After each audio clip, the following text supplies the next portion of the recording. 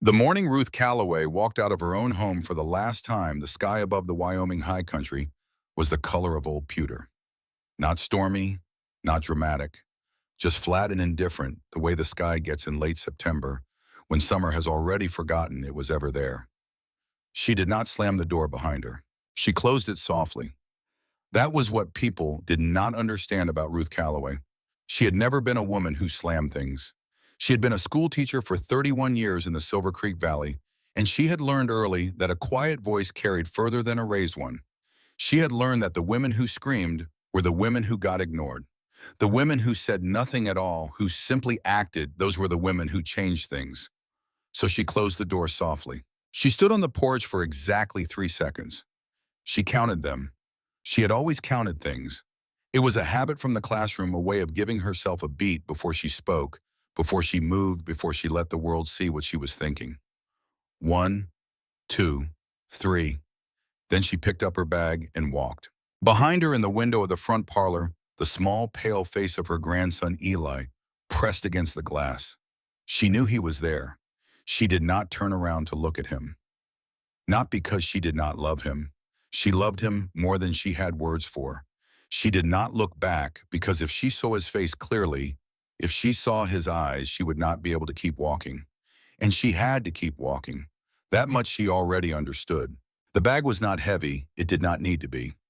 Everything she had was already reduced to what mattered: one good wool coat with a tear at the left pocket she had been meaning to mend for 2 years.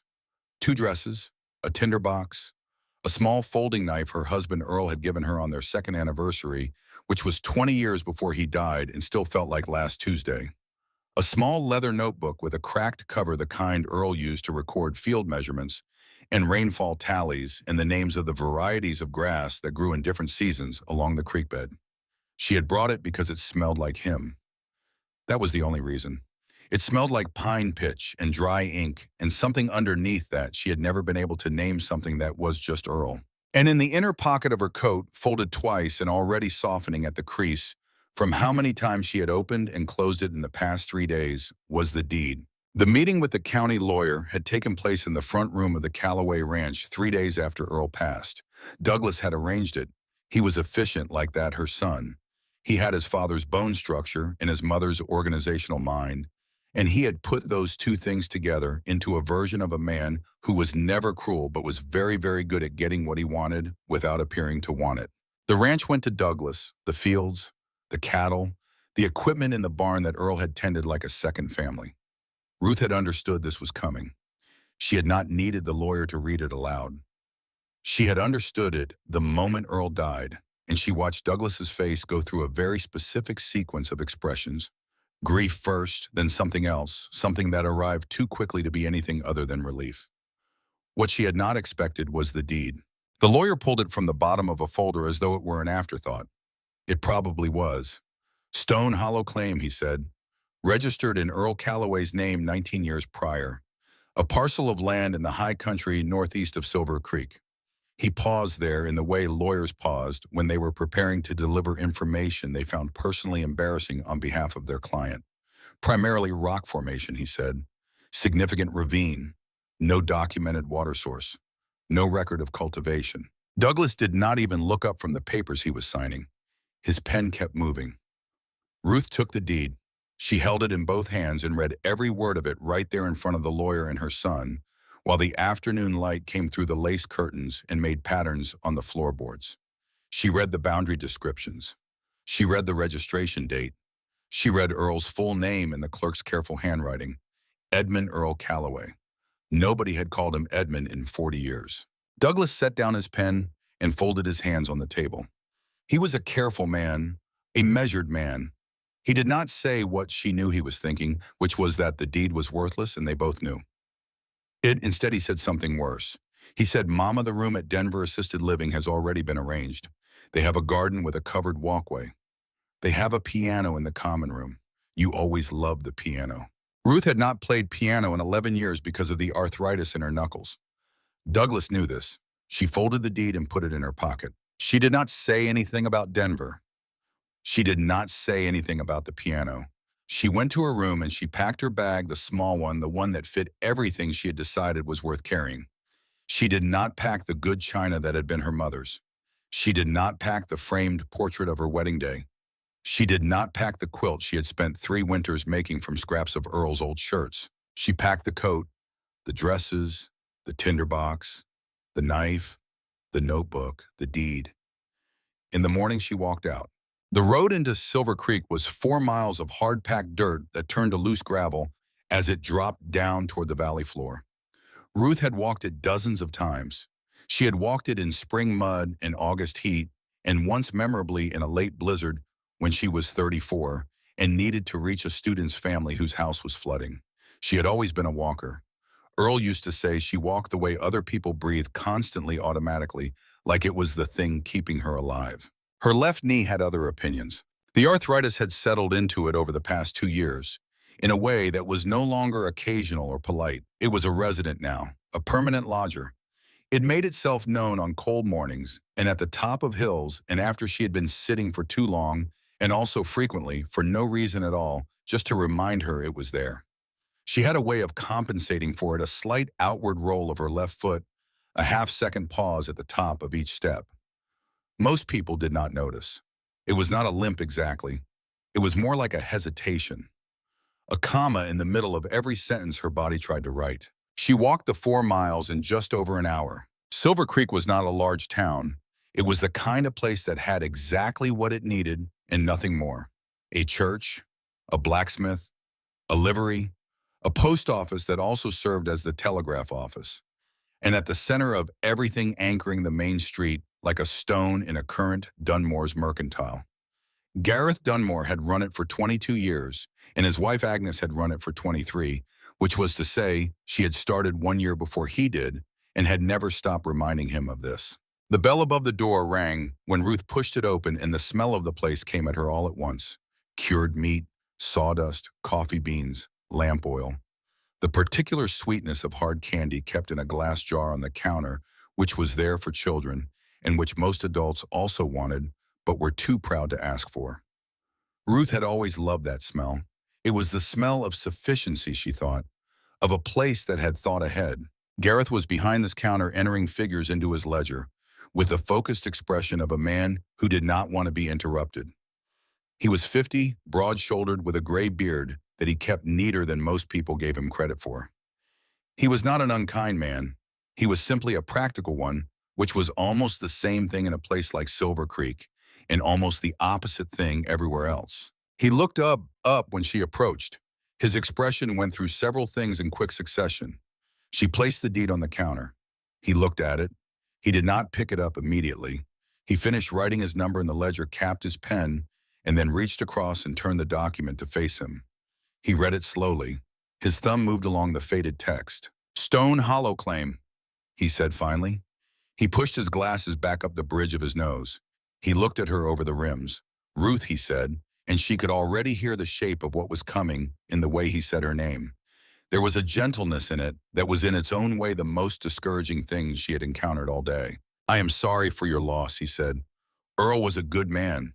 And then, as though the two facts were connected, as though the goodness of Earl and the uselessness of the land were part of the same sentence. "This claim is not an asset. It is a liability. All rock and ravine up in that northeast country. No water to speak of. Nothing has ever grown up there." He paused. "The only things that live in places like that are rattlesnakes and bad decisions." He said it not unkindly.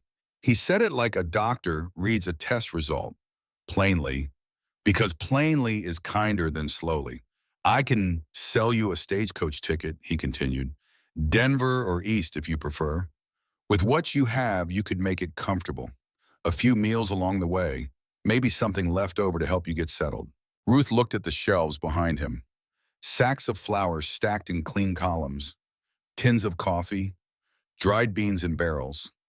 A row of hand tools, axe heads, blade guards, coils of rope hanging in order of size, seeds in paper packets, salt blocks wrapped in cloth. The whole architecture of survival right there behind a counter in a room that smelled of sufficiency. She looked at the money in her palm.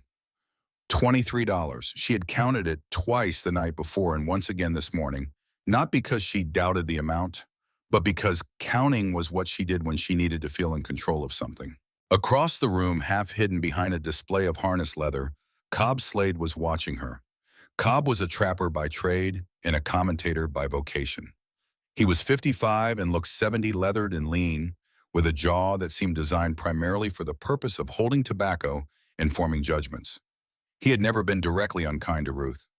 He had simply never acknowledged the possibility that she was someone whose decisions were worth taking seriously. She was Earl's wife. She was the school teacher. She was both of these things without ever having been, in Cobb's estimation, a person. He spat into the tin near the door. She could feel his attention like weather. Gareth was still waiting for her answer. Ruth set the deed flat on the counter and smoothed its crease with one thumb.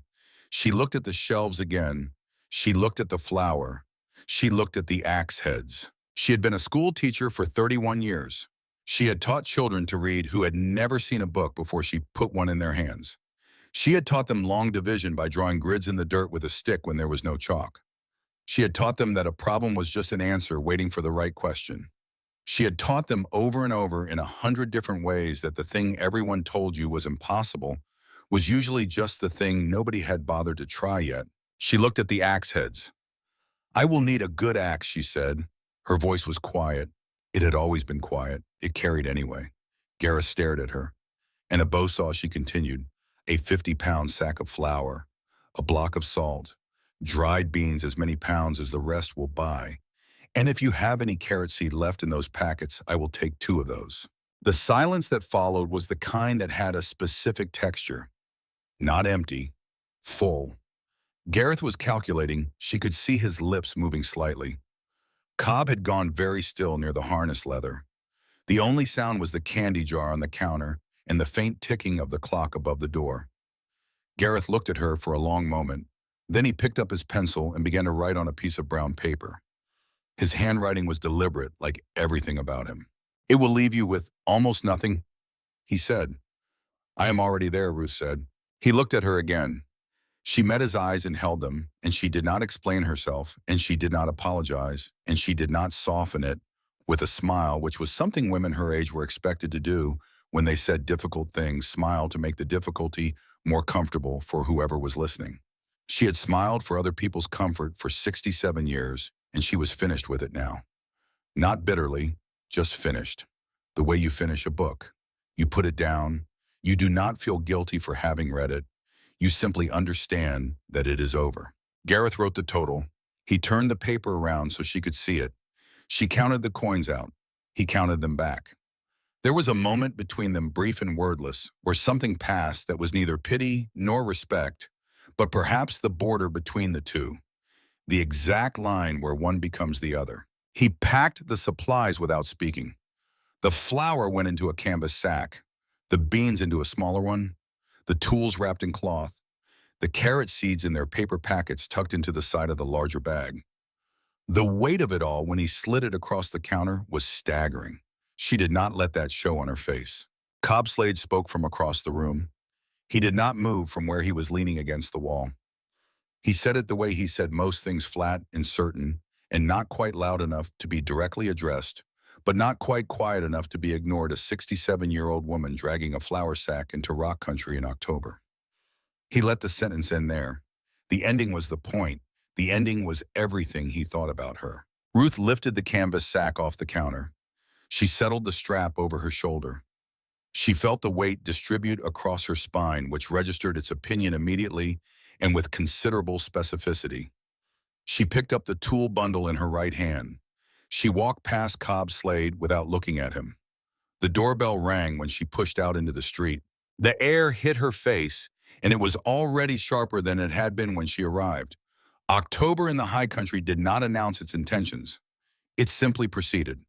She stood for a moment on the board sidewalk outside Dunmore's Mercantile, and she looked northeast toward the high ridgeline, toward the place on the map she had memorized from the deed the night before, and she made a list in her head the way she always made lists when she was about to do something that frightened her. What she had in Ace: a bow saw, 50 pounds of flour, salt, beans, carrot seeds, a tinderbox, a knife, a wool coat with a torn pocket, a notebook that smelled like Earl.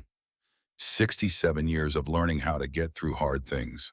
What she did not have a plan for where she would sleep tonight, tomorrow night, or any night after that, until she built something to sleep in. A clear idea of what the land actually looked like.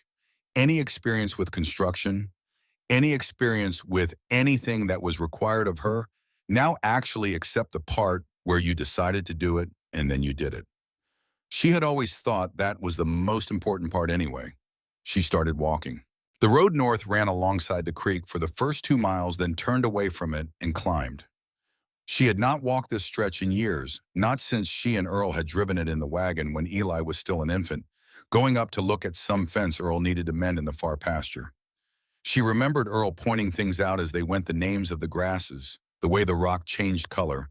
At a certain elevation, the specific angle of light in late afternoon that he said was only possible in Wyoming and was the reason he had never wanted to live anywhere else. She thought about that now as she climbed. She thought about Earl pointing at things. She thought about his voice. She thought about the year he had gotten sick, the long winter of it, the way the ranch had seemed to contract around him as he weakened, drawing inward, becoming small. And she thought about the last thing he had said to her that was not about pain management or the inheritance or any of the practical matters of dying. He had taken her hand and he had held it for a very long time, and he had said nothing.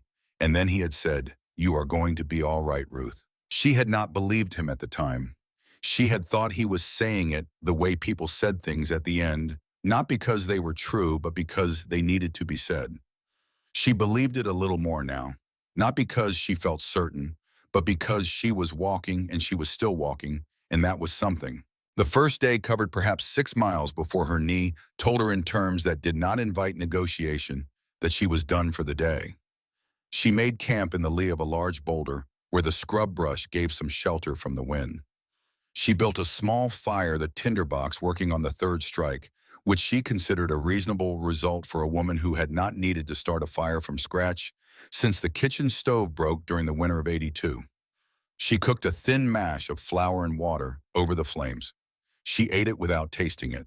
She wrapped herself in her coat and she sat with her back against the boulder and she listened to the land. She had grown up in Ohio in a town with churches on 3 corners and a dry goods store on the 4th. She had come to Wyoming at 26 when Earl had brought her here, and she had spent 40 years learning what silence sounded like in high country. It was not quiet. That was the thing people who had not lived here did not understand. It was full. Wind in the grass, something moving in the scrub, a lizard probably. The far-off cry of something she could not identify from this distance. The creek still audible as a low murmur, though she was already well past it. She opened Earl's notebook and she wrote by firelight. Day 1, 6 miles north of Silver Creek, she wrote. Knee holding, fire lit on third strike. The flour mash is not as bad as it sounds. I am thinking about what you told me, about the land, about being all right. She did not write what she was really thinking, which was that she was afraid. She had always kept her fear separate from her record keeping. That was a school teacher habit. You wrote what was useful. You kept your panic for somewhere else. She closed the notebook. She banked the fire down to coals. She slept. The second day was harder. The terrain changed as she climbed. The earth grew thinner over the rock and then abandoned the pretense altogether, leaving slabs and ledges of gray stone alternating with pockets of dry soil where only the toughest, meanest varieties of scrub could survive. The sky was cloudless and enormous and entirely unhelpful. Her knee had stiffened overnight, and the first hour of walking was an exercise in patience, convincing it one step at a time to come along. By mid-morning, it had loosened enough to function. By afternoon, it had resumed its complaints. She stopped to rest more than she wanted to. Each time she sat down, she calculated the distance still ahead against the light remaining in the sky, and she did the arithmetic again with what she had and what she needed, and she came up with the same answer every time. It was going to be enough, or it was not going to be enough, and sitting here calculating was not going to change which one was true. She kept going. In the early evening, when the sun had dropped behind the western ridge, and the air had gone from cold to something with more intent behind it, she found the cliff face. It rose from the earth abruptly. Gray granite weathered to a smoothness that spoke of centuries of wind and water sheer in some places, angled in others, perhaps 40 feet high at its tallest point. It ran northeast for what she estimated was a quarter-mile of wall, placed here by geology without any particular concern for human convenience. At its base, just where the cliff met the broken stone floor of the ravine, there was an opening. It was not dramatic. It was not like the cave mouths she had seen drawn in storybooks, great yawning arches with shadows that suggested adventure. It was low and wide, perhaps 5 feet at its highest, dark, in the way that suggested depth rather than a simple overhang. The wind, which had been a steady companion all day, seemed to ease slightly near the entrance, redirected by the stone. Ruth set down her bags. She pressed one hand against the wall of the cliff beside the opening. The rock was cold under her fingers, but not in the superficial way of outdoor surfaces in autumn. Cold in a deeper way. The way things are cold when they have been holding temperature for a long time against something trying to change it. She stood there and she looked at the opening and she felt the thing she had been pushing back since she walked out of the house 2 mornings ago. The despair. It arrived now without apology, full and heavy and specific. Gareth Dunmore had been right. Cobb Slade had been right. This was not a piece of land. It was a geological inconvenience. It was a deed to a problem. A 67-year-old woman with $23 and arthritic knuckles and a bad knee standing in front of a hole in a rock at the end of October in Wyoming, and the only person in the world who had thought this was a good idea was her. She stood there and she felt it, and she did not fight it. That was the other thing she had learned in 67 years. You did not fight despair by pretending it was not there. You just did not let it drive. Then she lit the tinder box, got a small piece of tinder burning on the second try, and went in. The entrance tunnel was short, lower than she liked, requiring her to duck slightly and tilt the pack sideways. But it opened quickly. Within a dozen steps, the ceiling rose and the walls widened, and she was standing in a chamber. The tinderbox flame was too small to reach the full extent of it, but she could feel the scale, the way a sound moved differently in a large space, the way her own breathing came back to her from multiple directions. She moved deeper. The floor was dry, not dusty dry, the kind that came from neglect, but sand and gravel dry, the kind that came from drainage from the natural architecture of the rock directing water away from this space for long enough that it had become its own ecosystem of dryness. Her boots made a soft, regular sound on it. The temperature shifted. It was not warm. She wanted to be precise about that even in her own mind. It was not warm in the way of a heated room or a fire. But it was different from the outside. It was stable. The biting edge of the October wind that had been cutting through her coat all day was simply absent. The air here was still and consistent in a way that had nothing to do with the season and everything to do with the mass of rock surrounding it. The earth had a temperature, a deep, slow geological temperature, and this cave was insulated by it the way a root cellar was insulated by the soil above it.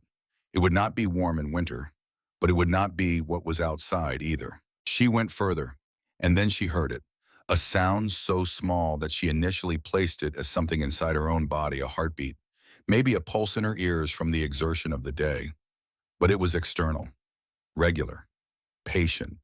It had been going on, she understood, for longer than she had been alive. A drip. She followed the sound into the back of the chamber, past a narrowing in the walls that required her to turn sideways into a smaller alcove behind. And there it was, a fissure in the far wall, perhaps 3 inches across, and from it, at intervals of roughly 6 seconds, a single drop of water formed, trembled, and fell. It landed in a small, natural basin worn into the rock below. The pool in the basin was shallow, perhaps 2 inches deep. She touched the surface of it with one fingertip.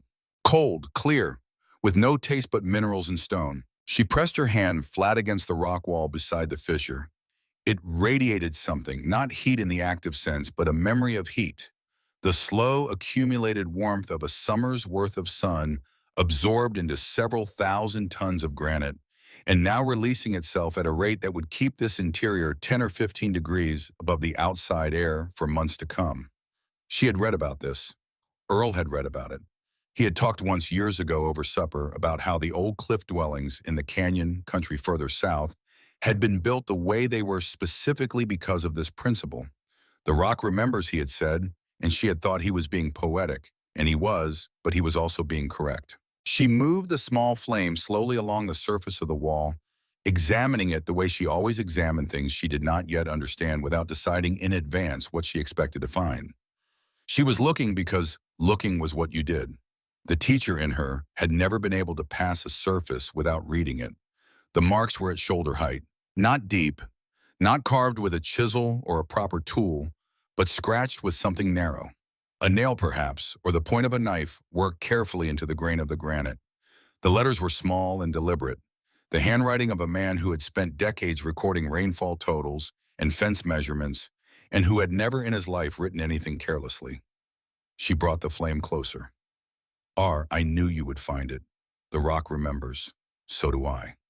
She stood there for a very long time. She pressed her fingers over each letter, feeling the edges of the marks in the stone. The granite was cool under her touch, just as it had been cool when he pressed his knife here however many years ago, in whatever season he had made this journey alone, and said nothing about it when he came home. He had stood in this exact darkness with a light smaller than hers, and he had scratched these words into rock that had been standing since before there was a name for this continent, and then he had returned to their life and carried this knowledge quietly for years, waiting for the moment he would not be present for. She understood, standing there with her fingertips on his handwriting, the full weight of what he had done. Not just the land was the container. What he had actually left her was his certainty about who she was. His knowledge held without announcement across all the years of their life together that she was exactly the kind of person who would know what to do with a hole in the ground that everyone else had written off as nothing. He had looked at this ravine and this rock face and this cave, and he had seen her in it. He had seen the precise intersection of her particular intelligence and her stubbornness and her capacity for solitary, purposeful work. And he had registered the deed and kept the knowledge, waiting for the day she would need it most. She had thought sometimes in the difficult years of his illness and in the early emptiness. After that, she did not know what she was for anymore. That the shape of her life had been defined by the things that surrounded it, and that without those surrounding things, she could not find the center. She had thought this and been ashamed of it and pushed it away. But Earl had known, from here, from this cave, from the moment he stood where she was standing now, he had known exactly what was at the center, and he had left her the evidence of his knowing 40 feet deep in a granite cliff in Wyoming, patient as stone, waiting for her to arrive. She knelt beside the basin. The arthritis in her right hand protested the angle. She ignored it. She cupped her palm, brought water to her lips. Clean. She stayed there for a long time, on her knees on the sand floor in the back of a cave with a flame about the size of a candle throwing shadows on walls that had been here since before there was a word for Wyoming or for caves or for any of it. She stayed there, and she heard the drip count its patient seconds, and she felt the memory of warmth in the stone, and she thought about what Earl had known, that she was only now beginning to understand. Then she turned and looked back toward the entrance where a faint rectangle of fading daylight was still visible, and she began to see it. Not with her eyes exactly, with the part of her mind that had been solving problems in front of small children for 31 years. The part that looked at what was there, not what was missing. The cave was the constant. The cave was the buffer, the insulation, the cold storage, the protection from wind and blizzard. The cave was the thing that none of them in Silver Creek could see because they had looked at it the way they looked at everything they did not understand as a problem, as an absence, as a nothing. But she had spent a lifetime teaching children that the question was never what is missing. The question was always what is here and what can it become. She picked up her tinderbox. She walked back through the chamber. She stood in the entrance of the cave and looked out at the cliff face and the ravine and the scrub and the last gray light moving off the eastern hills. She opened Earl's notebook. Day 2, she wrote, found the claim. There is water. The rock holds warmth. This is not what they said it was. She stopped and looked at the page for a moment, and then she added one more line. I found what you left me on the wall. I understand now. All of it. I will not waste it. She closed the notebook and began to make plans. She spent the rest of the evening by firelight built just inside the cave mouth, where the draft pulled smoke upward and out naturally, surveying what she had. The cliff face ran for roughly 40 feet to the left of the cave entrance before the angle changed. If she built the cabin against that face using the rock as the back wall, she would need to fell and move logs for 3 walls and a roof. The fourth wall was already made, had been made in fact for approximately 60 million years. She thought about the trees she had seen in the ravine below a quarter mile down the slope. Scrub pine, mostly not large but straight enough. She thought about the distance and the weight and the elevation gain and her knee and her hands, and she thought about it the way she used to think about lesson planning. What is the most efficient path from where we are to where we need to be? The axe blade caught the firelight when she took it out of its cloth wrapping. It was a good axe. Gareth had sold her a good axe. She would grant him that. She ran her thumb very carefully along the edge. Sharp, well balanced. The handle was ash smooth and fitted exactly the right diameter for her grip. Her hands ached at the knuckles. They always ached at the knuckles in the evening. She wrapped them anyway. She had found over the past 2 years that the arthritis was less about pain management and more about strategy. The knuckles would not grip the same way they had at 40 or 50. That was simply true. But the human hand was a more complex instrument than two knuckles and a grip. Leverage, angle, counter pressure. She had started wrapping her hands with strips of cloth in the morning, and she had started holding things differently, and she had started thinking ahead about any motion that required sustained force and planning how to accomplish it with her body weight and the angle of gravity instead of with finger strength alone. Her father had been a carpenter. She remembered watching him split wood when she was a child, how he rarely seemed to use effort, how the log almost seemed to want to fall apart along the lines he chose. She had asked him once why he made it look so easy, and he had told her that easy and effortless were different things. Easy meant there was no resistance. Effortless meant you had stopped fighting the resistance and started working with it. She had thought about that a great deal in the past 2 years. She put out the fire down to coals. She pulled her coat around her. She lay down on the dry sand floor of the cave entrance on her back with Earl's notebook on her chest and the sound of the drip somewhere in the darkness behind her and the rectangle of Wyoming stars visible through the entrance above. She thought about what Gareth had said, about the stagecoach ticket, about Denver.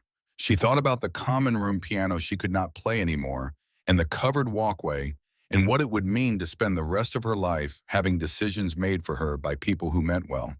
She thought about Douglas's face when he said it, the specific set of his expression, the way care and condescension wore the same features when they thought no one was looking closely enough. She thought about Earl's voice saying she was going to be all right. She thought about his handwriting scratched into the rock 40 feet behind her. Then she stopped thinking about any of it because thinking about it was not the same as doing it, and in the morning she was going to start doing it, and doing it required sleep. She closed her eyes. The stars moved over the entrance of the cave in their old, slow, and different arc. In the morning, Ruth Calloway picked up her axe and walked down into the ravine, and the work began. The first tree took her most of a morning. She had watched her father split wood when she was 7 years old, and she had watched Earl fell timber twice in their 40 years together, and she had understood the principle of it, the way you understand things you have observed without ever doing yourself, which is to say she understood the idea of it and not a single true thing about the reality. The reality was this: a pine tree of modest diameter, standing in a ravine on a slight angle away from her, with roots that had been arguing with the rock for several decades and had mostly won, did not want to come down. It had opinions. It expressed them through the resistance of the blade, through the way the saw caught and bound in the cut, through the creaking that could mean progress, or could mean the tree was about to fall in a direction she had not planned for. She made the notch cut first. That much she remembered. You cut a wedge on the side you wanted the tree to fall, and then you cut from the other side until the tree understood which direction its future lay. She cut the notch with the axe. This took a long time. Her first strokes were inefficient, the blade striking at the wrong angle, skipping off the surface of the bark rather than biting into it. She stopped. She adjusted her grip. She thought about what her father had said about effortless. She thought about angle and weight and where the force was actually coming from. She tried again. The axe bit.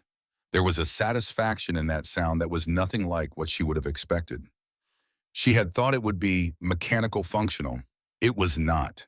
It was immediate and physical, and it went through her hands and up her arms and into her chest in a way that felt like proof of something. She could not have said what, but it was proof. She worked through the morning. She took the notch out in careful sections. Her hands ached at the first and second knuckle of each finger, and she ignored this with the focused detachment of long practice. When the notch was cut to a depth she judged sufficient, she took the bow saw to the far side of the tree and began the felling cut. The saw caught twice. She worked it free, both times without panic, adjusting the angle of the blade, using her knee to hold the cut open as she progressed.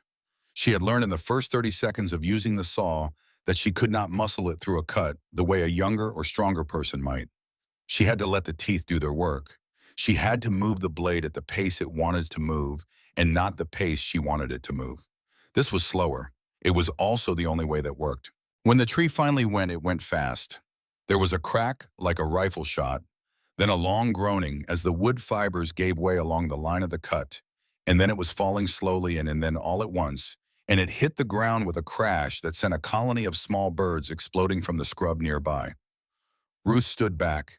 She had positioned herself to the side, as Earl had always stood when a tree came down, and she was standing there when it hit, and she was fine. She stood for a moment looking at the fallen tree.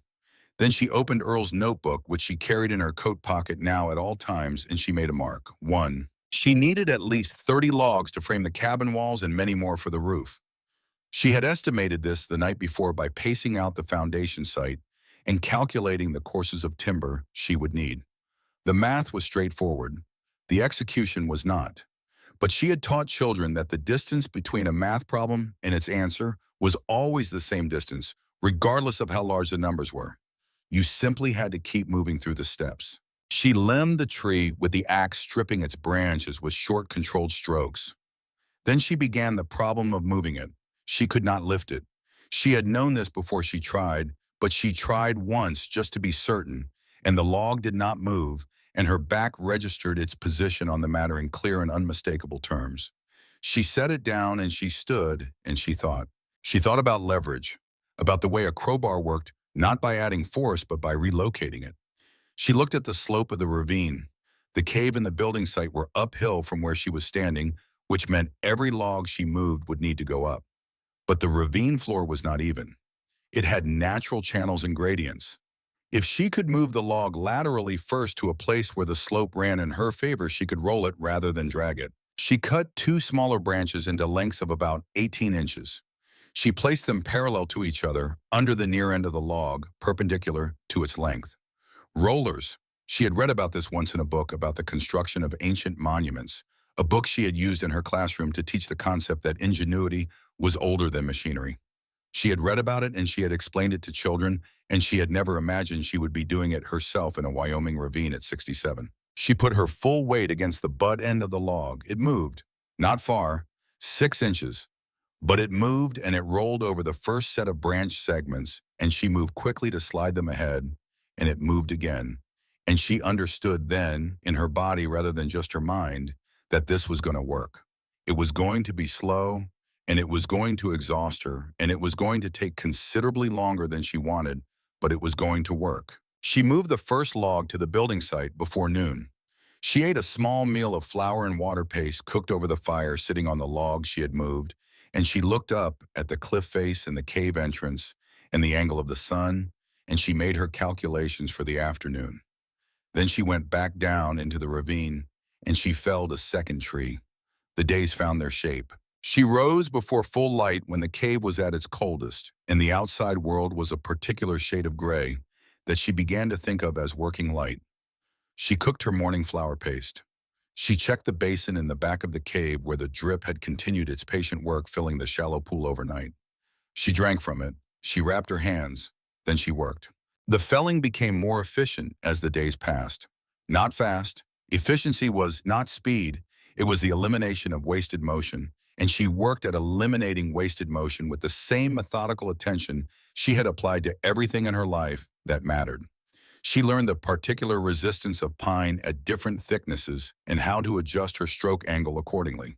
She learned how to read the lean of a tree before she began, which told her which direction the weight wanted to go, and how to use that rather than fight it.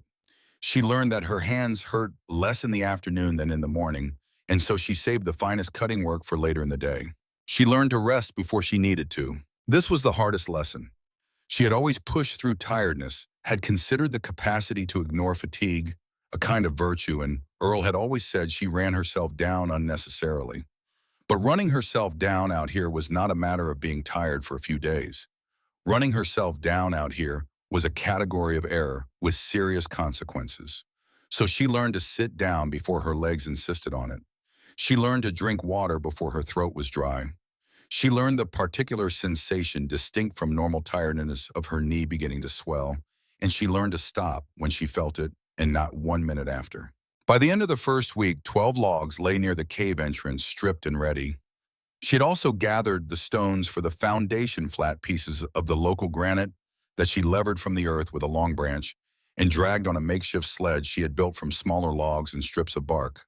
She laid them out in a rectangle, 12 of her paces long and 8 wide, and she stood in the middle of it in the late afternoon, and she looked at the four corners and the cliff face behind her, and she said out loud to no one at all, "This is where the house goes." The foundation stones settled over 2 days of leveling and adjusting. She had no level. She used water. She filled a small cup from Earl's notebook kit with water from the basin and placed it on each stone in turn, watching where the surface pulled. She packed soil beneath the low corners. She checked again. She adjusted. Earl had always said she was the most precise person he had ever known. He had meant it as a compliment. She had always half believed him. The walls began on the 9th day. She had built a simple A-frame using 2 forked branches and her rope tied to a spur of the cliff face as an anchor. The system allowed her to raise one end of a log, sliding it up 2 sloped guide poles while she used the rope for counterbalance. It was not elegant. It was not fast. The first log took 2 hours of adjustments and trial and error before it settled into its place on the foundation stones with a solid final sound that she felt more than heard. She stood with her hands on the log and she breathed.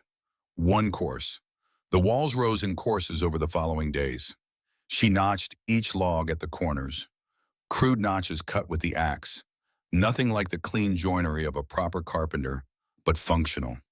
The logs locked against each other and stayed. The gaps between them were wide and irregular, and she knew she would need to deal with them before winter, but first the structure had to stand. It stood. On the 14th day, she had 4 walls rough and uneven, perhaps 5 feet high, at their tallest, with the cliff face forming the solid, immovable back wall. She stood outside and looked at what she had built, and she could not name what she felt. It was too complex for a single word. It was something that included pride and disbelief and grief and a particular kind of tired that felt paradoxically more like energy than like exhaustion. She sat down on a rock and she opened Earl's notebook. Day 14, she wrote, 4 walls, roof tomorrow, hands aching but working. The cliff holds the back wall better than any timber I could have cut. She paused and looked at what she had written. Then she added, I think you would have been proud of the notching. It is not precise, but it holds. The chinking took 2 full days. She mixed sand from the cave floor with clay soil she dug from a sheltered pocket in the ravine and dried grasses she had pulled and bundled in the afternoons when the light was too low for the heavier work. The mixture was cold and wet and worked its way under her fingernails and into the cracks in her knuckles, and she pressed it into every gap in the walls, methodically working section by section, not moving on until each length of wall was sealed. When she finished, the wind test was simple. She stood inside the 4 walls, and she held up a burning piece of tinder and watched the flame. It bent slightly near the door frame, which she had not yet hung. Everywhere else it burned straight and still. The fireplace took another 3 days. She built it against the cliff face using the flattest stones she could find, mortared with the same mixture she had used for chinking. She was not a mason. She had never built a fireplace. She built it the way she had built everything else out here, by thinking about what the thing needed to accomplish and working backward from that to the structure required to accomplish it. What it needed to contain fire safely, to direct smoke out of the interior, to radiate heat into the room. She laid the firebox stones. She built the throat. She fashioned a flue that vented upward through a natural fissure in the cliff face, a crack she had noticed on her first survey of the site that ran from head height to several feet above the roofline. She widened it with her knife in a heavy stone hammer she had found in the ravine, working carefully a 1/4 inch at a time. She lit the first fire on the 17th day. Smoke poured into the cabin. It rolled along the ceiling and found the gap under the door frame and the imperfect seal around the one window opening she had framed in the front wall, and it stung her eyes and sent her outside coughing with a despair that was sharper than anything she had felt since the first evening at the cave entrance. Because this was not the despair of not knowing if something would work. This was the despair of having worked very hard at something and having it fail anyway. She stood outside and she breathed clean air, and she coughed and she waited. She thought about what she knew about draft. Hot air rises. Draft requires a pressure differential. Something was blocking the flow. She went back inside, her eyes streaming, and looked at the flue from below with a fresh piece of burning tinder held near the opening. The smoke from the tinder pulled weakly upward, but then reversed. Blockage. Partway up the fissure. A narrowing she had not widened enough. She took her knife and her stone hammer, and she went to work on the fissure again. This time she worked from the inside, standing on two stacked logs to reach the higher portion of the crack, scraping and chipping with focused patience. She could not see where she was working. She worked by feel, running her fingers along the sides of the crack until she found where it pinched, and working at that point specifically. She lit a test piece of tinder. The smoke went up and stayed up. She built a proper fire. She sat in front of it on the dirt floor of her cabin, and she watched the flames and felt the heat begin to move through the room, and she sat there for a long time, her back against the stone wall, watching the fire she had designed from first principles, burning clean and straight and good. It was the first time since she had walked out of the ranch house that she had stopped moving long enough to feel the full weight of what had accumulated in her chest, the grief and the anger and the fear, and underneath all of them, deeper and quieter, something she recognized slowly as gratitude. For the fire, for the walls, for the deed in her pocket and the inscription on the stone and the drip of water in the dark behind her. She sat there until the fire needed another log, and she fed it one and stayed a while longer. The cave garden came last in that first phase of building. She had been thinking about it for days, planning it the way she had once planned the school year curriculum, working forward from what the outcome needed to be. She needed food from the land. She needed it soon. The flour and beans would not last indefinitely, and the high country winter would close the roads and end any possibility of resupply for months. She carried soil from the ravine.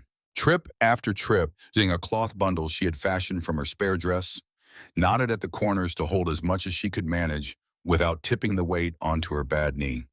The soil she chose carefully from the deepest pockets she could find, the darkest, richest earth, from where decomposed pine needles had spent decades breaking themselves down into something plants could use.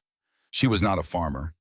She was a woman who had kept a kitchen garden for 30 years and knew which end of a seed was which. She built raised beds in the front section of the cave where the diffused light from the entrance created a dim but consistent illumination for a few hours each day.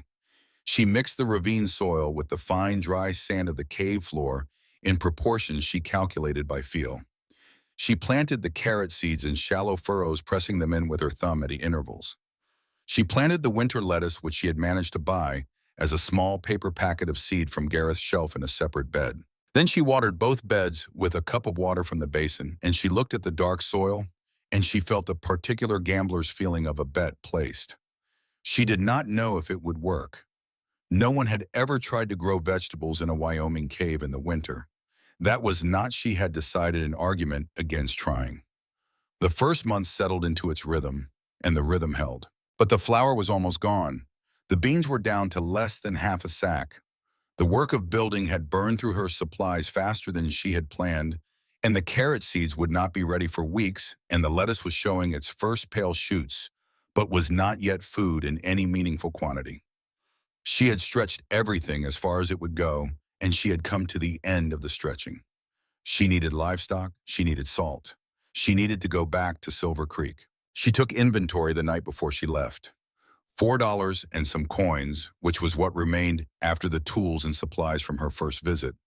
It was not much. She knew what $4 would buy at Dunmore's Mercantile, and she knew that what she needed cost more than $4. She did the math in 3 different ways and got the same answer each time. She went to sleep and she went in the morning. The walk back was different. She had noticed this on the day she walked between the ravine and the cave site, the way her body had recalibrated over 6 weeks of sustained physical work. She was not the same woman who had walked out of Silver Creek in late September. That woman had been a school teacher in a good coat carrying a new axe. This woman had built a house. Not a perfect house. Not a house anyone would mistake for a craftsman's work, but a house with four walls and a fireplace, and a roof that had not leaked in two rainstorms, and a foundation that had not shifted. This woman had felled and moved and notched and fitted and mortared and chinked, and she had done it with arthritic hands and a bad knee, and winter coming, and no one watching, and no one helping, and no one who would have believed her if she had told them what she was doing. She walked differently. She had always had the slight hitch from the knee, the comma in her gait, but the weight of the past 6 weeks was in her back now in a different way. Vertical, like a plumb line. She reached Silver Creek in just over an hour. The morning was clear and cold, and the mountains to the northwest had acquired a dusting of snow at their highest elevations that had not been there when she left. She pushed open the door of Dunmore's Mercantile. The bell rang. The smell came at her warm and complex, and she breathed it in once before she moved to the counter. Gareth looked up.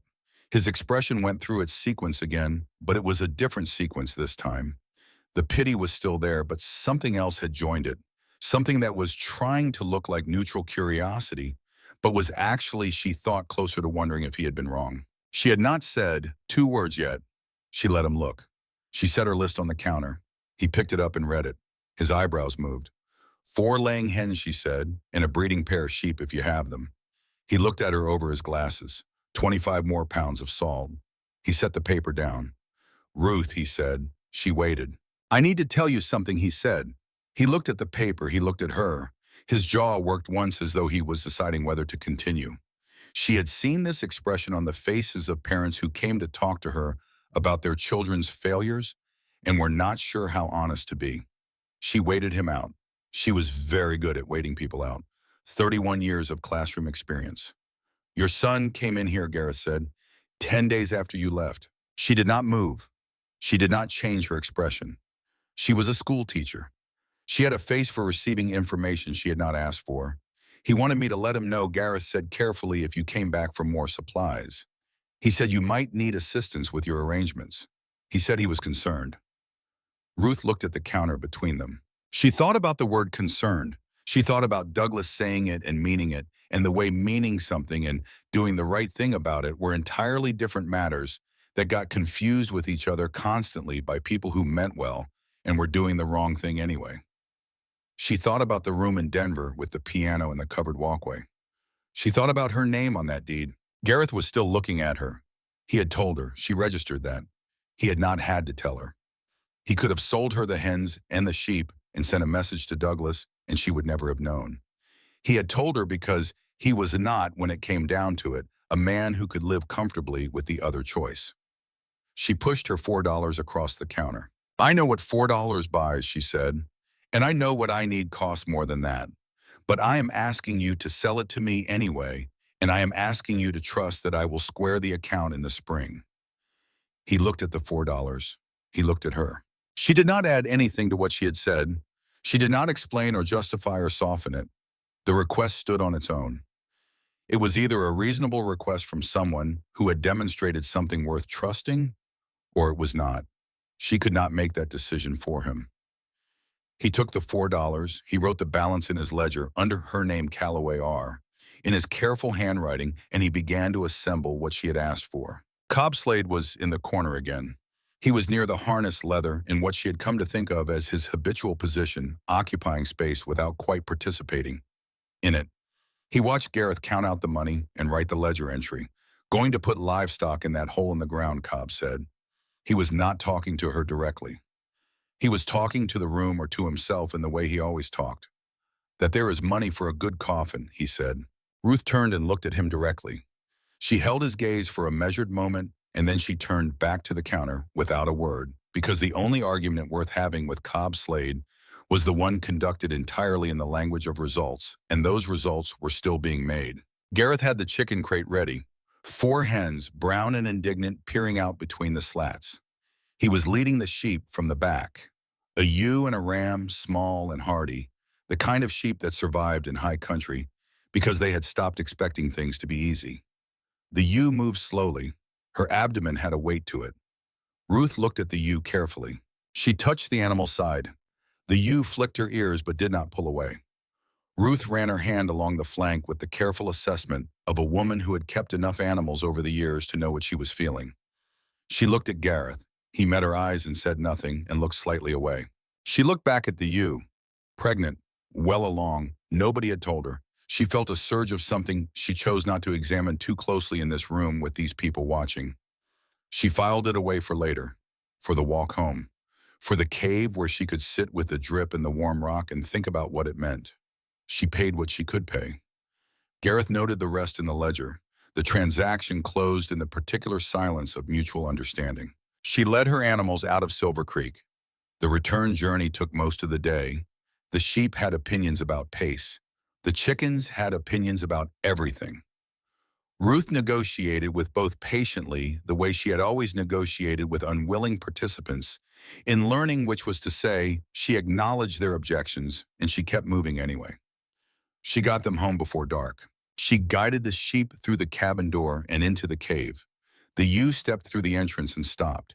She stood in the cool, still air, and her ears moved forward, and she made a small sound, low and considering. And then she walked to the far pen Ruth had built from woven saplings and stood there in something that looked very much like relief. The ram followed. The chickens in their crate went into the corner Ruth had prepared warm from the cave's thermal mass away from the draft. Ruth sat down on the floor of the cave. She was more tired than she could quantify.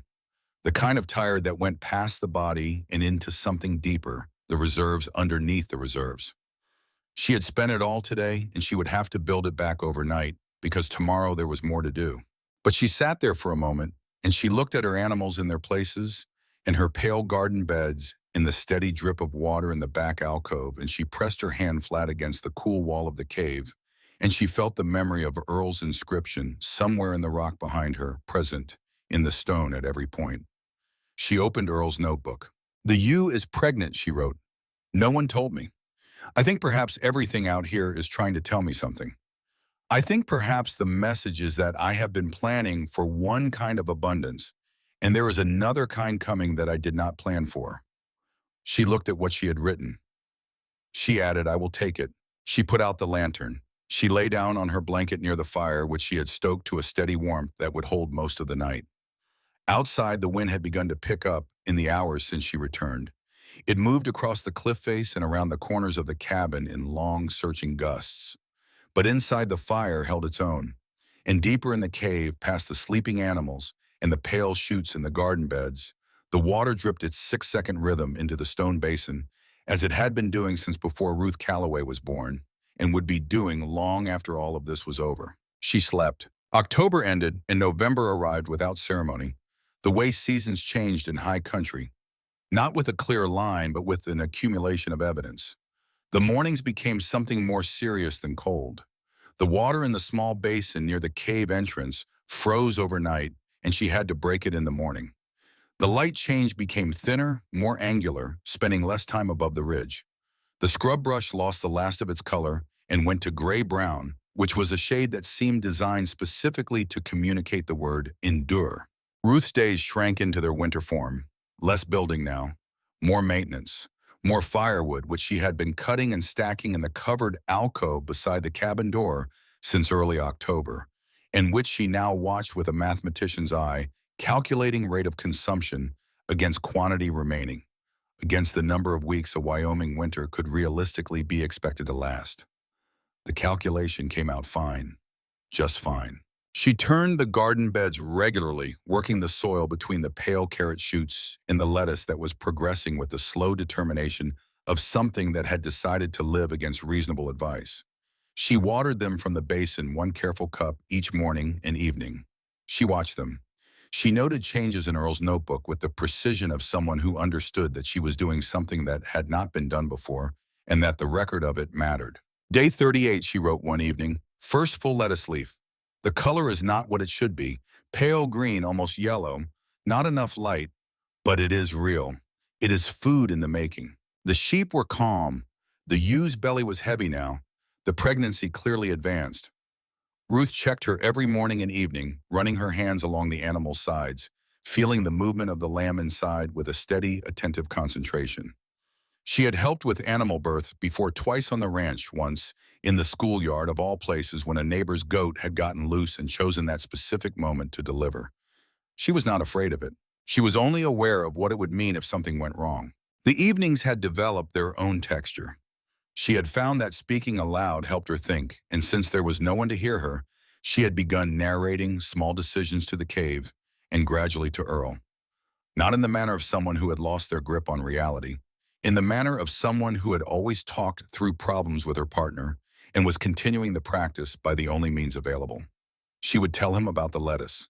She would describe the behavior of the sheep. The cave held the sound of her voice without absorbing it entirely, and the effect was something between conversation and solitude, a state she had not known had a name until she was living inside it. The first serious cold front came in the third week of November. Not the big storm, not yet, but a rehearsal for it, 3 days of temperatures that drove her fully inside and made the 40 steps from the cabin door to the woodpile that feel like a minor expedition requiring preparation. She wore everything she owned on those trips. She was not above that. Dignity was a luxury she had retired along with classroom management techniques and the social requirement to smile at difficult news. The fire held. The cave held. The animals were warm. The lettuce was growing. The carrots were alive. And then the sky on the morning of what she later calculated was the 53rd day changed in a way that she felt first in her knee before she saw it in the clouds. The joint tightened, specific and purposeful, in a way that was different from its usual morning complaints. This was a pressure change. She had lived in Wyoming long enough to know what her body was telling her. She went outside. The air was still. Not calm still, wrong still, the kind of stillness that was not an absence of wind, but a cessation of it, as though the weather had paused to gather itself. The clouds on the northwestern horizon were a color she had learned over 40 years to respect, a deep blue-gray with a yellowish undercast that meant moisture and cold and a great deal of both. She went back inside. She looked at her woodpile. She looked at her food stores. She looked at the gap in the stack of firewood she had been meaning to fill for 3 days and had not yet filled because 3 days ago the sky had looked different. She put on every layer she owned. She went out to the woodpile with the axe. She was on her 4th run carrying an armload of split pine back toward the cabin door when it happened. The ground near the woodpile was uneven, a small depression she had walked around 100 times. But the cold had changed the texture of the soil, and she did not account for the difference. And her left boot caught the edge of the depression and her bad knee twisted as she went down. She went down hard. The firewood went in 4 directions. She landed on both hands and her right knee, and the pain from the left knee, which had taken the full rotation of the fall, arrived a half-second later with a precision and intensity that temporarily removed her awareness of everything else. She lay on the frozen ground for a moment that she could not measure. She breathed. She thought inventory. She ran the assessment quickly, the way she had always taken classroom inventory at the start of a school day. Left knee serious, possibly the worst it had been. The joint was already telling her through a very specific vocabulary of sensation that weight-bearing was not going to be straightforward. Hands scraped cold functional, everything else operational. She was 40 steps from the cabin door. The woodpile was behind her. The sky to the northwest was now a wall. She sat up. She looked at the knee. She looked at the cabin door. She looked at the scattered firewood. She collected the firewood first. She did not stand. She moved on her hands and her right knee, one piece at a time, collecting the split logs she had dropped, stacking them in her arms, crabbing backward toward the cabin. It was undignified. It was also the only way she could get the wood and protect the knee, and she had, as established, retired the concept of dignity some time ago. When she had as much as she could carry, she got to the door. Getting inside was its own problem. She had to rise to the door handle. She used the door frame as a brace, pressing her right side against it and pushing herself up the wall with one hand, keeping her weight off the left leg. The knee screamed with a thoroughness that she acknowledged and then overrode. She got inside. She dropped the wood near the fire. She went back for more. 2 more trips, crawling and collecting. On the 3rd trip, she found a long straight branch at the edge of the woodpile that she had set aside months ago, thinking she might use it for something. She used it now as a crutch. It was not ideal. It got her upright, and it got her moving, and those were the only qualities she required of it. She got the last of the wood inside. She made a splint from two short pieces of firewood and strips of cloth torn from the hem of her spare dress. She bound the knee firmly the way she had seen done once when a student had broken his wrist in the schoolyard and she had needed to improvise until his father arrived. The binding was tight and even, and when she tested weight on it carefully with both hands on the wall, it held. Not well, not comfortably, but it held. She sat by the fire and she looked at her hands and she looked at the bound knee and she looked at the stack of firewood by the door and she listened to the wind that was now arriving at the cabin with its intentions fully declared, finding the corners and edges of what she had built and running its assessment. She opened Earl's notebook. Day 53, she wrote, "Knee went down at the woodpile, splinted. Wood is in, fire is up. I have been thinking about what the difference is between a setback and an ending. I think the difference is what you do in the next 10 minutes." She looked at what she had written. She added, "Wood is in." I will write that again because it is the most important sentence. Wood is in. It is. Outside, the first serious snow of winter had begun to fall. Not gently, not decoratively, but with the flat, absolute commitment of a Wyoming blizzard that had been organizing itself over the mountains for 3 days and was now ready to make its position known. It hit the cabin walls with a sound like thrown sand, horizontal, relentless, seeking every imperfection in the chinking, every gap around the window frame. Ruth added 2 logs to the fire. She checked the animals. The sheep were pressed together in their pen, the ewe leaning against the ram in the way that animals leaned when they understood something serious was happening outside. The chickens had their heads tucked under their wings. The drip in the back alcove continued without opinion or alarm. She went back to the fire. She sat there while the storm built itself outside into something that no longer sounded like weather and began to sound like intention. A sustained roar that pressed against the walls of the cabin and the walls of the cave and found them solid and was forced to go around. She was warm. She was provisioned. Her knee ached with a deep and thorough ache that she knew would last for days. She had 4 layers of clothing on. The splint was working. The fire was fed, and the wood was in. She was by every measure that mattered exactly where she needed to be. She sat with that for a while, let it exist without adding anything to it. The wind outside, the fire inside, the drip in the cave, the sleeping animals, the pale shoots in their beds, the notebook on her knee with Earl's handwriting on every page before the last dozen tallying grass varieties and rainfall measurements, and the small ordinary record of a life on the land. And then below his last entry, his handwriting running out her own handwriting, beginning the record, continuing. She fed the fire 1 more log, and she closed her eyes and she listened to Wyoming, trying to get in and failing. The blizzard did not weaken on the second day. It deepened. Ruth had expected this. A storm that arrived with that much intention did not spend itself quickly. It had reserves.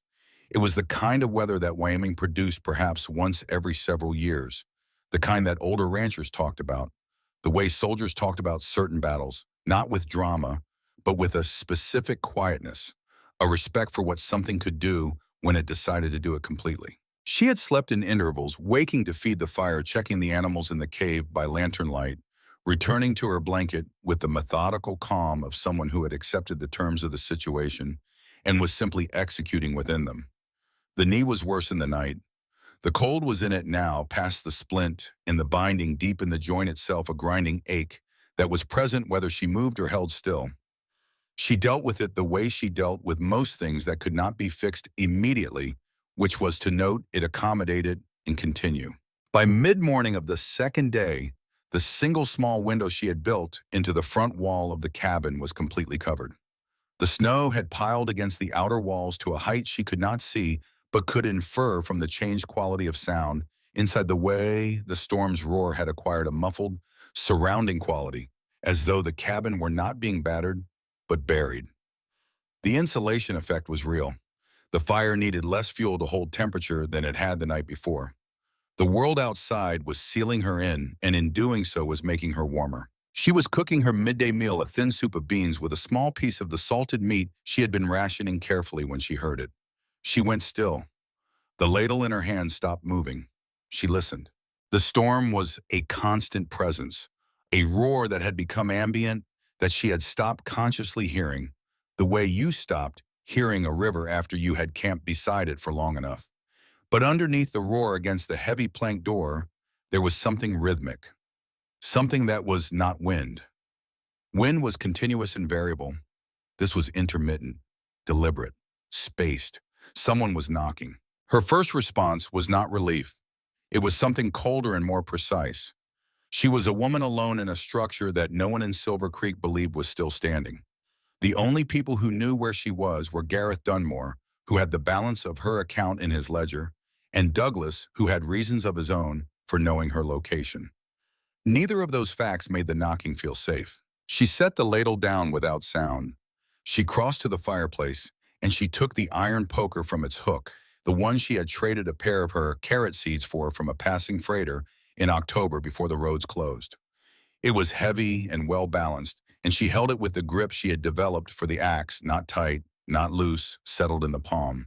She went to the door. The knocking came again, weaker this time, and underneath it, barely audible through the wood, a sound that resolved itself slowly into something recognizable. Not words exactly. Breath, ragged and labored and close to its limit. She unbarred the door. The figure that fell through was more weather than person. Snow and ice and layers of cloth that had frozen into a single mass collapsing forward off the threshold and onto her floor with a weight that was both more and less than a person should weigh more, because of the ice less because of what the cold had taken out of him already. She pulled him clear of the doorway and put her shoulder against the door and forced it shut against the wind that had surged through in the second the door was open, and she dropped the bar back into place and turned around. She crouched beside him. Her knee made its objections known. She ignored them. She pulled the frozen cloth away from his face. Cobb slayed. His skin was the color of ash with a blue undertone at the lips and the edges of his ears that she recognized as the color of serious cold, of cold that had been working on a body for longer than the body could negotiate with. His eyes were closed. She pressed 2 fingers to his neck. The pulse was there, slow and weak, like a clock that had almost run down. She got him to the fire. She could not carry him. She dragged him, her hands under his arms, her bad knees screaming at the posture and the effort moving him in stages 2 feet at a time until he was close enough to the fire to begin receiving its heat. She stripped the outer layers of his clothing, the ones that had frozen solid, cutting the laces of his boots with her knife, because they had iced shut beyond any other remedy. She wrapped him in her spare blanket. She tilted his head back, and she gave him water from a cup, small amounts, watching to make sure he could swallow. She sat beside him, and she tended the fire, and she waited. It took an hour before the shivering started. That was good. Shivering meant the body had found its way back to the business of warming itself, had remembered what it was supposed to do. She added another blanket, the one she used for sleeping, and she kept the fire built up higher than she would have chosen for herself alone. He opened his eyes in the early afternoon. He looked at the ceiling of the cabin for a long moment. Then he turned his head and he looked at her, and she watched him understand where he was and why he was still alive, watched the sequence of that understanding move across his face, and she waited for it to finish before she said anything. He tried to speak and produced nothing useful on the first attempt. She gave him more water. He tried again. "The wagon," he said. "Dunmore's. On the North Road." He stopped. His breathing was still labored, each sentence a project. "Went over in the gully, maybe 2 miles from here." Ruth was already moving before he finished the sentence. She was at the wall where her coat hung, putting it on, pulling the scarf from the hook beside it. Cobb pushed himself up on one elbow. His face had color in it now, not much, but some. He looked at her, and something moved in his expression that she did not stop to analyze. He said, "Ruth." He had never called her by her name before. He had always used the particular non-address of a person who considered you beneath the level that required acknowledgement. He said her name now like it cost him something. He said, "I need to tell you something."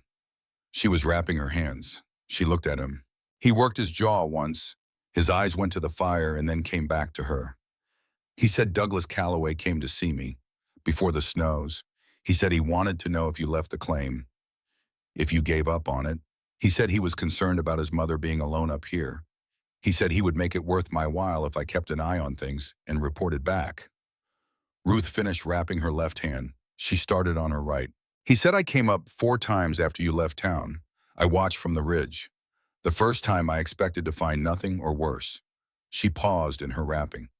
He continued, I saw you moving logs. I saw the walls going up.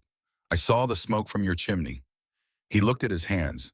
His voice had dropped to something she had to lean slightly forward to hear over the fire. He said I never reported back to him. Not once. I told him I had not been able to make the ride before the weather turned. He said nothing else for a moment. Then he said quietly to the floor, or to himself, or to some accounting he was doing in his own interior, I could not be the one to stop this. Ruth looked at him for 3 seconds. She thought about what it cost a man like Cobb Slade to say what he had just said, what it cost him, in the currency of his own self-conception, to admit he had seen something worth not destroying and had chosen accordingly. She thought about Douglas, about the ledger in his mind where she was a liability being managed, about the room in Denver with the piano she could not play. She tied off the wrapping on her right hand. She picked up the lantern. She said, you are going to stay by that fire, and you are going to keep it built up, because when I get back, I am going to have 2 more people who need it. She opened the door. The storm came in as though it had been waiting for exactly this. She put her head down and she went out into it, and she pulled the door shut behind her, and she stood for 2 seconds letting her eyes adjust to the white chaos of it, and then she oriented herself. North Road, 2 miles. She had the cliff face to her left. She kept it there. Walking in the blizzard was not like walking in wind. Wind pushed at you from one direction, and you leaned into it and compensated. This was different. This was a total environment, a presence in every direction, simultaneously taking the breath from her mouth as fast as she could produce it, filling the space between her collar and her scarf, finding the gap at the top of her boots. The snow was not falling. It was moving fast and horizontal, a substance that had given up any distinction between precipitation and atmosphere. She used the cliff face as her compass. When it curved away from her, she followed its curve. When it ended, she had to navigate by memory and by the slight variation in the ground underfoot. The way packed wagon road felt different from open ground, even under a foot of snow. Even through boots, if you had been walking this country long enough to know what you were feeling for. She almost missed them. She would have missed them entirely, except that the lantern, in a moment when the wind shifted for perhaps 3 seconds to a slightly less obliterating angle, threw its light far enough to catch a shape in the white that was wrong. Too angular. Too deliberate. The underside of a wagon bed, she realized as she got closer, turned at the wrong angle against the sky. One wheel still turning slightly in the wind. They were in the lee of the wagon, pressed against the upturned side of it, which had created a pocket of slightly reduced wind. They were together, which had kept them alive. Gareth had his arms around Agnes, and Agnes had her face against his chest, and neither of them was moving when Ruth's lantern found them. Gareth looked up first.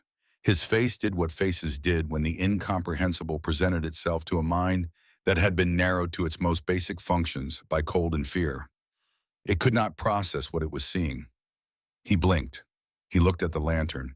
He looked at the face behind it. Ruth did not have time for his disbelief to run its full course. She got a hand under Agnes and she said to Gareth directly and clearly, cutting through the wind, put her arm over your shoulders and we move. Now. He moved. Agnes could stand. Just. Her legs had stiffened from the cold in the sustained position, and she stumbled with the first several steps, but she held her weight leaning into Gareth on one side and Ruth's arm on the other. Ruth kept the lantern in her free hand. She kept the cliff face in her peripheral vision. She counted steps in her head the way she had always counted things, giving herself a beat, a rhythm, a way of moving through time that was not about the distance, but about the next step and the next step and the next step only. Her knee was beyond complaint. It had moved into a sustained statement of damage that she was not engaging with. It was there. She knew it was there. She would deal with it when she was inside. Until then, it was simply a condition of the terrain, like the wind, like the snow, like all the other things that were true and could not be changed and had to be moved through. She got them to the cabin door. She got them inside. The heat hit Agnes first, and she made a sound that was not a word, a sound that came from deep in the body, from a place below the language, a pure animal response to warmth after the specific terror of its absence. Cobb was on his feet, unsteady, but up, and he helped Ruth get Agnes to the blanket by the fire and got Gareth seated, and Ruth went directly to the stove and the pot of bean soup that was still warm on the coals. She ladled soup. She moved between the three of them, distributing what she had, not thinking about the math of it right now, not thinking about how the supplies she had calibrated for one person were now feeding four. Right now, there was only the soup and the fire, and three people who needed both. The calculations could wait until morning. Gareth got color back slowly. He was a large man and the cold had gone deep into him, but the fire was good and the soup was working, and after perhaps an hour his hands stopped shaking well enough for him to hold the cup himself. Agnes had fallen into the shallow, exhausted sleep of someone whose body had made an executive decision about what happened next. Cobb sat against the far wall wrapped in his blanket, watching Ruth move between the fire and the cave, checking the animals, checking the garden beds by lantern light, all the ordinary maintenance of her system continuing without interruption. After some time, Gareth spoke. "Ruth," he said.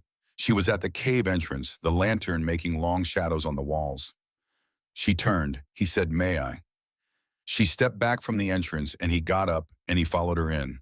She held the lantern steady while he looked. She watched him see it, watched his eyes move from the sheep in their pen, warm and calm and present, to the chickens tucked in their corner, to the pale rows of the garden beds with their impossible green, the lettuce now multiple inches tall, the carrot shoots in their careful furrows.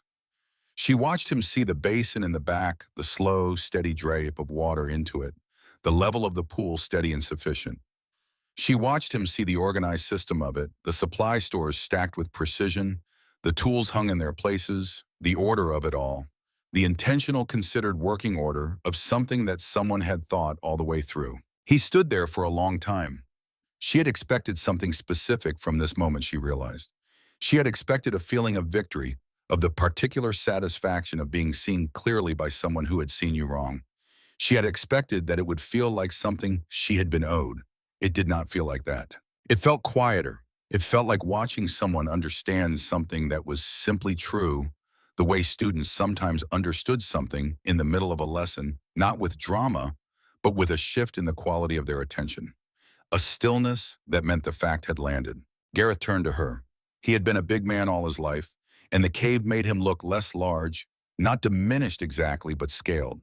The way everything looked scaled in here in relation to what had been here before any of them arrived. His eyes were wet, whether from the cold or from something else she could not have said. He said, "I am sorry, Ruth." She looked at him. He said, "We looked at this land and we saw what we expected to see. We saw what we always see when we have already decided." He stopped. He looked at the garden beds, at the pale green shoots that had no business being alive in a Wyoming winter, and were alive anyway. He said, "We were wrong. All of us." Ruth set the lantern down on a flat stone. She said, "There is more soup on the fire," and she went back into the cabin. She was not cold toward him. She was not performing forgiveness or withholding it. She simply had no interest in the ceremony of the thing, in the extended process of acknowledgement and absolution that people sometimes needed to undertake for their own sake. He had said what was true. She had heard it. That was enough. The world was what it was, and the cave was what it was, and the spring was coming, regardless of what any of them said to each other in this moment. The blizzard held its siege for one more full day. 4 people and 2 sheep and 4 chickens occupied the cabin and the cave in a proximity that would have been remarkable under any other circumstances, and was under these simply practical. Ruth managed the fire and the food and the water and the animals with the same routines she had maintained alone.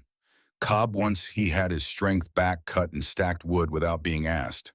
Agnes helped where she could, her earlier helplessness replaced by a careful watchfulness. The way people became watchful when they had seen something they had not expected and were still reorganizing their understanding of what was possible. Gareth sat by the fire and cataloged. He was a man who had built a business on the accurate assessment of what things were worth, and she could see him doing that now, revaluing everything he was looking at against the assumptions he had brought here. On the morning of the 4th day, the storm broke. It did not end so much as exhaust itself, the roar dropping over the space of an hour to a moan, and then to silence, and then to the particular stillness that followed a major weather event, a held-breath quality, to the air of the world reassessing itself. Ruth cleared the door by pushing the accumulated snow back with a roof board she had kept for this purpose, and stepped outside into a landscape that had been remade. The world was white and still and enormous. The cliff face was the same gray it had always been, indifferent to winter as to everything else, and the sky above was clearing from the west, the clouds thinning and separating to reveal a blue of extraordinary depth and coldness. The snow lay over everything without exception, and it lay deep 3 feet on the level ground and drifted to twice that against the cabin walls. The scrub brush had become white shapes. The ravine below was a smooth, unmarked surface. She stood in front of her cabin and her cave, and she breathed the clean, cold air, and she felt the sun on her face for the first time in 4 days. Gareth and Agnes emerged behind her. Agnes made a soft sound at the landscape. Cobb came out last, stood squinting in the brightness, his face unreadable in the way it had always been unreadable, but with something underneath it now that had not been there before. They prepared to leave in the early afternoon once Gareth had confirmed that the snow had crusted enough to hold a walker's weight on the surface, which would make the 2 miles to the wagon and the several more to Silver Creek manageable before dark if they moved steadily. Ruth gave them what she could spare, a portion of dried beans in a cloth, half the remaining salted meat.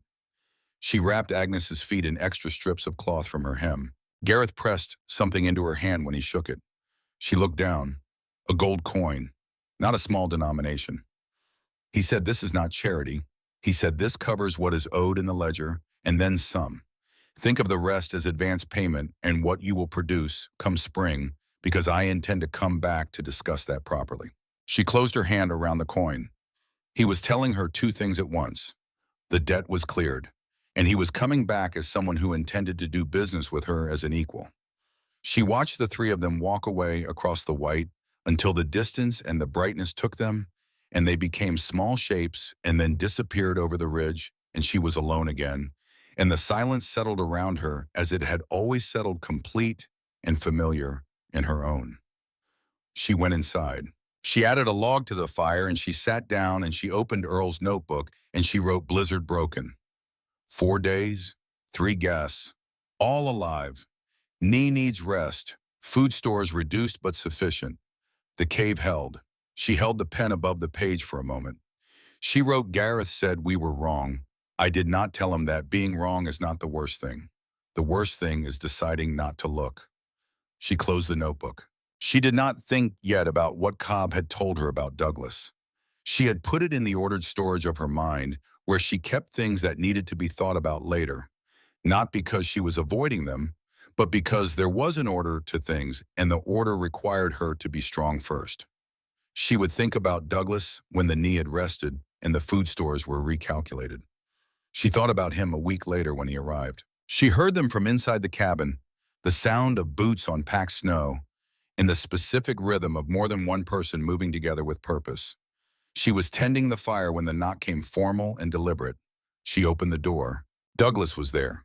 He looked as she had expected him to look, composed, and considered his coat good, his expression arranged into the particular configuration of a man who believed he was doing something necessary. Beside him was a man she did not know, carrying a leather satchel, which she recognized as a lawyer's satchel without needing to be told. Douglas said, "Mama." His voice had the quality she had always associated with difficult conversations he had prepared for, steady and reasonable, and slightly above its natural warmth the way voices got when they were performing concern. He said, "I am glad you are all right." She looked at him. He said, "I have had a lawyer prepare some documents for your protection. Given your age and the conditions here, it would be prudent to establish a formal arrangement for the management of the property." The lawyer opened his satchel. Ruth stood in the doorway, and she did not move aside to let them in. She looked at her son. She had loved him for 41 years. She had taught him to read in the same voice she used for all her students, patient and clear. She had sat with him through fevers and failures, and she had watched him become a man, and she had loved the man even when the man disappointed her, which he had, and she had loved him through the disappointment because that was what mothers did, and she had never once stopped. She looked at him now, and she felt all of that, and she did not let any of it change what she was about to do. She stepped back from the door, not to invite them in, to open the angle. She reached to her right and opened the cave entrance, pulling back the woven screen so that the inside of the cave was visible from where they stood. She said nothing. She simply stepped to the side. The lawyer looked first. She watched his eyes move across what was there. The sheep in their pen, the ew's belly low and full, the chickens awake and moving active and healthy, the garden beds with their green that had no business being green in February in Wyoming, the clean water in the basin, the drip counting its patient's seconds, the organized stores, the ordered tools, the evidence of a system thorough and intelligent in working. Douglas looked second. She watched him see it. She had thought about this moment in the long nights of the past weeks, turning it over, examining it from different angles. She had considered the versions of herself that wanted him to see it with shame, wanted him to stand here and understand what he had miscalculated and feel the weight of that clearly. She had considered the version of herself that wanted to explain it to him, to walk him through every log and every stone and every calculation. She had decided finally that she wanted neither. She simply wanted him to see it, as it was, without narration or interpretation. The way you learn things when you stop deciding what they were before you looked at them. He was looking. His face went through several things. She knew his face. She had watched it for 41 years, and she knew every register of it. She saw the adjustment of the expected reality. She saw the calculation running, the values changing against the original assumptions. She saw somewhere underneath the adjustment something that might have been the beginning of a different feeling, something younger and less prepared for something that had not been included in whatever script he had composed on the way here. She watched him see his mother, not the liability, not the aging woman who needed arrangement, the woman who had built this, who had felled the trees and moved the stones and mortared the walls and grown the food and held the fire through the worst winter in 20 years and walked out into a blizzard on a splinted knee to bring back 3 people she owed nothing to. The woman who had done all of that at 67 with arthritic hands and $23 in a deed everyone said was worthless. He stood there for a long time. The lawyer had stopped moving. His satchel hung in his hand unopened. Finally, Douglas reached out and he took the corner of the lawyer's satchel. He did not take it roughly. He took it the way you took something from someone when you had changed your mind quietly without wanting to make a scene of it. He held it for a moment. Then he handed it back. He looked at her. His jaw worked once. She could see him arriving at something, working toward a word or a phrase that would be adequate to what he was standing in front of, and not finding one because there was not one, because some things did not have an appropriate sentence, and the correct response to that was silence. He put the satchel back in the lawyer's hands. He said "Mama," just that, her name, in a voice that had lost its preparation and was simply his voice, the one underneath the careful management of it, the one she had not heard in several years. She looked at him. She said, "Spring is about 5 weeks out. The ewe will lamb before then. By summer I will have more than I need, and I will need someone to trade with." He understood what she was saying. She could see that he understood, that she was not extending forgiveness as a performance. She was stating a practical fact about the future and leaving space for him to be in it if he chose to be in it as someone who dealt with her honestly. That was all. That was the whole of what she was offering, and it was, she thought, enough. He nodded once. He and the lawyer left the way they had come across the white snow, getting smaller against the enormous landscape until they were gone. Ruth stood in the doorway of her home and looked at the sky. It was very clear, the winter blue that came after major storms, deep and cold, and lit from within, somehow the light coming from everywhere at once. The mountains to the northwest had their full coat of snow on them, white from ridge to tree line, and below the tree line the dark green of the pine forests, and below that the broken particular terrain of the high country rock and scrub, and the long ravines between the ridges. She looked at it for a long time. She thought about Earl, about the inscription on the wall behind her, about the fact that he had stood on this ground before she had pressed his knife to this rock, had known what she would find here, and had held that knowledge for her like a gift set carefully aside, waiting for the right moment, waiting for her, sure. She thought about what kind of love that was, to see someone so clearly that you could leave them exactly the right thing for a future you would not be present for. To trust without being there to see if you were right, that she would know what to do with it. She went back inside. The weeks that followed had a quality she had not expected, which was the quality of completion of something arriving at its shape. She had thought that surviving the winter would feel like relief, the ending of a sustained effort. It did not feel like that. It felt like the end of one chapter and the beginning of the next, and the fact that she was writing both of them. The ewe lambed on a Tuesday afternoon in early March, when the sun had begun to climb noticeably higher each day, and the snow on the south-facing slope below the cabin had started its first tentative retreat. Ruth had known it was close for 2 days, had slept lightly and checked often, and she was there when it happened. Her hands steady and sure, talking softly to the ewe throughout her voice, the same voice she had used in the classroom for 31 years, the one that said, "You are capable of this, and I am here, and it is going to be all right." The lamb was a female, small and complete and absolutely insistently alive. Ruth cleaned her hands in the basin water, and she sat back against the cave wall, and she looked at the ewe and the lamb in the low lantern light, and she felt something move through her that she had no precise word for. Something that was not happiness exactly, and not relief exactly, but was somewhere in the vicinity of both, in the country between them, a feeling that things were turning in the direction they were supposed to turn. She opened the notebook. Day 91, she wrote. The lamb came. A ewe, I'm calling her March. She stood up within the hour. She stopped and looked at what she had written. She added, Earl, I think you should know. The land you left me is not what anyone said it was. It is exactly what you knew it was. Everything that has grown here, I grew. Every wall I built. Every fire I lit. I wanted you to know that I understood what you were telling me. Not just about the land, about me. The spring of visitors came slowly at first and then steadily. A neighboring rancher arrived in late March with a sack of seed potatoes and a request to discuss Ruth's approach to the cave garden, which Gareth had apparently described to several people in town with considerable enthusiasm. The rancher was practical and direct, and they talked for 2 hours standing in the cave, and he left with notes he had taken himself, and Ruth had seed potatoes, and the understanding that the conversation would continue. The blacksmith came the following week.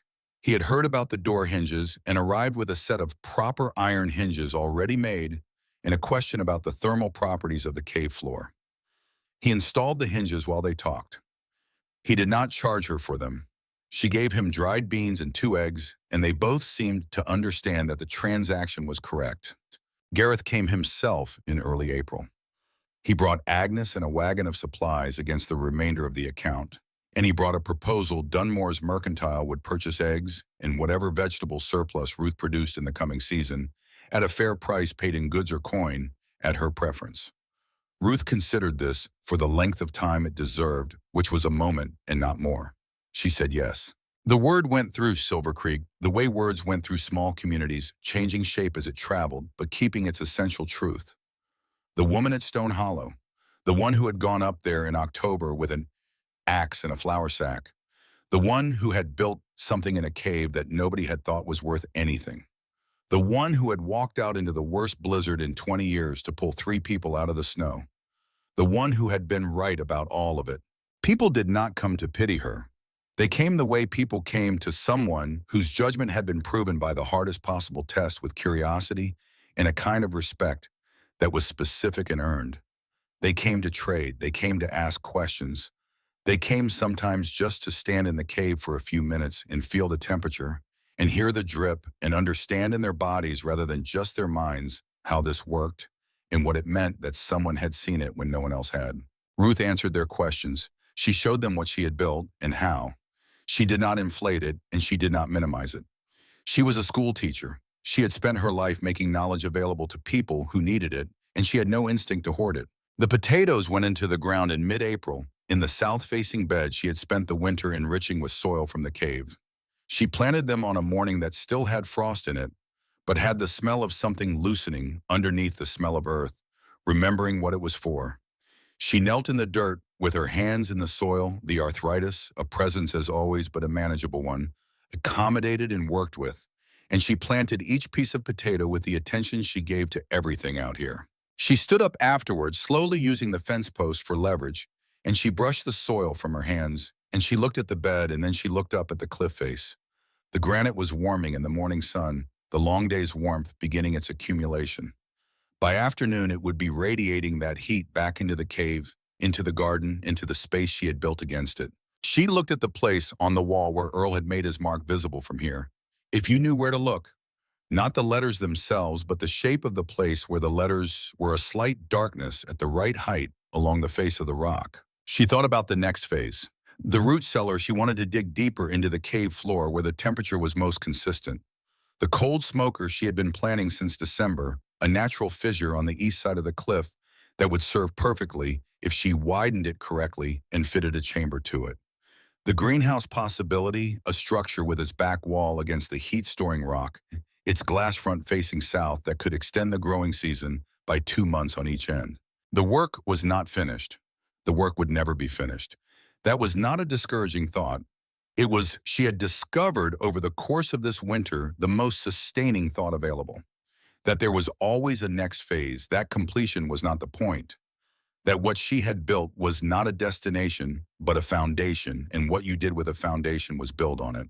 She went inside. She washed her hands in the basin, the water cold and clean, as it had always been, the drip counting its seconds as it had always counted them.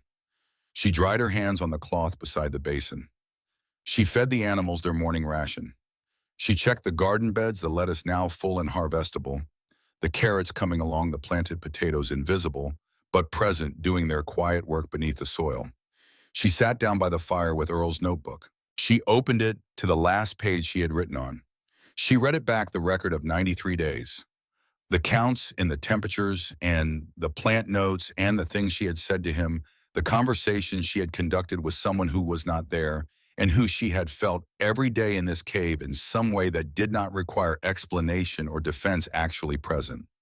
She turned to the next blank page. She held the pen above it. She thought about what Gareth had said in the cave. We were wrong. She thought about what Douglas had done when he saw the cave the moment before he put the satchel back in the lawyer's hands. She thought about the lamb, standing on her new legs in the lamplight, absolutely committed to the business of being alive. She thought about Cobb Slade watching her from the ridge 4 times and choosing not to report back. She thought about the carrot seeds she had bought with the last of her money in October and what they had become. She thought about the woman who had walked out of a house in late September with $23 in a deed to a hole in the ground and the complete absence of any evidence that this was going to work. She wrote day 93. Spring. The potatoes are in. She looked at that. She wrote, I have been thinking about what it means to be right about something. Not the feeling of it, the meaning of it. I think it means that you were paying attention when other people were deciding. I think it means you were looking at what was there instead of what you expected. Earl, you were always better at that than anyone I ever knew. I think you left me this land because you knew I had learned it from you. She stopped. She looked at the page. She added one final line in the careful handwriting of a woman who had taught children to read for 31 years, each letter formed with the precision of someone who understood that what you wrote down was what you chose to remember. Day 1 of year 2. The work continues. She closed the notebook. She set it on the shelf beside Earl's old field measurements and the empty packet from the carrot seeds. She stood up slowly and fully, her knee protesting in its habitual way, and then settling, as it always did, into the accommodation she had made with it. She went to the door and she opened it wide, and the April air came in still cold, but carrying underneath the cold the first indication of something else, something that had been building in the ground and the rock and the roots of things through the long, sealed months, and was now arriving at its season. She stood in the doorway of the home she had built, and she looked at the cliff face, at the vast gray granite that had been here since before there was a word for any of this, and she felt it warm under the morning sun, patient and absolute and indifferent in hers. She had the whole day ahead of her. She stepped outside and got to work.